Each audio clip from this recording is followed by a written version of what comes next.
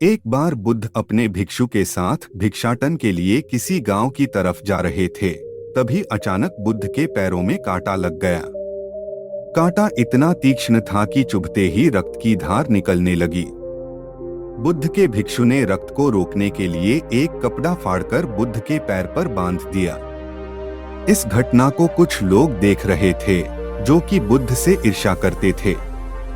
उन्होंने बुद्ध से कहा कि हम तो तुम्हें परम ज्ञानी समझते थे, लेकिन दर्द को तुम भी सहन नहीं कर सकते हो। तुम पाखंडी हो और ये हमने सिद्ध कर दिया है। ये कांटे हमने ही बिछाए हैं। इस गांव में तुम्हारा स्वागत नहीं, तिरस्कार होगा। इस गांव में तुमको कोई भिक्षा नहीं मिलेगी। बुद्ध ने उन लोगों से अनुरोध किया कि कृपया मुझे इस गांव से भिक्षा लेने दो। बुद्ध के ईर्ष्यालुओं ने बुद्ध का उपहास बनाते हुए कहा कि अगर तुम्हें भिक्षाटन के लिए इस गांव में आना है तो तुम्हें अपने रक्त की बलिदानी देनी होगी। तुमको इस कांटों के रास्ते से गुजरना। भगवान बुद्ध ने उनकी चुनौती को स्वीकार कर लिया और कांटों के रास्ते पर चलने के लिए अपने कदम बढ़ाने लगे। बुद्ध मुस्कुराते हुए कांटों पर चलने लगे। बुद्ध के साहस को देखकर गांव वाले चकित रह गए। कुछ लोगों की आंखें फटी की फटी रह गई। गांव वाले सोचने लगे कि बुद्ध भिक्षा के लिए दूसरे गांव भी जा सकते थे, तो फिर कांटों पर चलकर क्या साबित करना चाहते हैं। गांव वाले बुद्ध के संदेश को इतनी जल्दी नहीं समझ पाए। यहाँ पर बात भिक्षा की नहीं, बल्कि जीवन को बदलने की थी।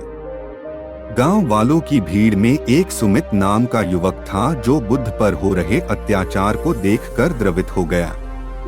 सुमित दौड़कर गया और बुद्ध के पैरों के सामने से कांटे को हटाने लगा। बुद्ध के ईर्ष्यालु सुमित को रोकने लगे और गांव से दाना पानी न देने की धमकी देने लगे। सुमित ने किसी की न सुनी और कांटों को हटाते हुए बोला, हे भगवान, आप इन मुट्ठी भर लोगों के लिए अपने आप को कष्ट मत दीजिए।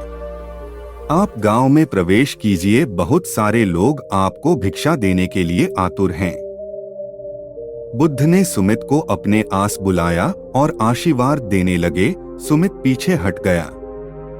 हे भगवान, आप मुझे छूकर अपने आप को अपवित्र और दूषित न करें। महात्मा बुद्ध ने कहा, तुम अपने आप को दूषित क्यों कहते हो? स्पर्श से कभी कोई भी दूषित नहीं होता है। मनुष्य तो लोभ, लालच, घृणा, ईर्ष्या से दूषित होता है। तुम्हारे अंदर तो प्रेम भरा है। तुम दूसरों का सुख चाहते हो, तुम तो पवित्र हो। बुद्ध के बोल सुनकर कुछ लोग बोले, तुम तो अपने आप को बड़े ज्ञानी कहते हो, तुमको जाति का कोई ज्ञान ही नहीं है, तुम पाखंडी हो। बुद्ध बड़े ही शांत स्वभाव से कहते हैं, मानव से मानव की मानवता छीनना पाखंडी की निशानी है। मुझे पाखंडी बोलकर यदि आपको संतोष मिलता है तो मेरे लिए दुख का कोई विषय नहीं है।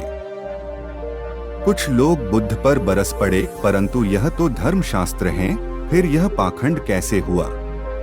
बुद्ध कहते हैं, हमारी उत्पत्ति इस सृष्टि में हुई है। नदियों का पानी सभी की समान रूप से प्यास बुझाता है। खुले जंगलों की हवा भी भेदभाव नहीं करती है। खुला आसमान हमारे पिता के समान हमारी परवरिश करता है। सृष्टिकर्ता ने भी कोई भेदभाव नहीं किया है। फिर हम इंसान कौन होते हैं भेदभाव करने वाले?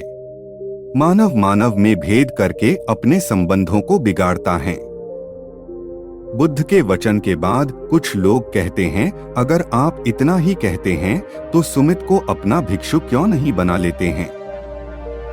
बुद्ध ने कहा कि अच्छा सुझाव है। अगर सुमित तुम चाहते हो तो तुम मेरा भिक्षु बन सकते हो। बुद्ध के आमंत्रण पर सुमित पहला नीच जाति का बौद्ध भिक्षु बनता है। इस पूरे विवरण में केवल सुमित का जीवन बदला, शेष सभी लोगों का जीवन रूपांतरित हुआ।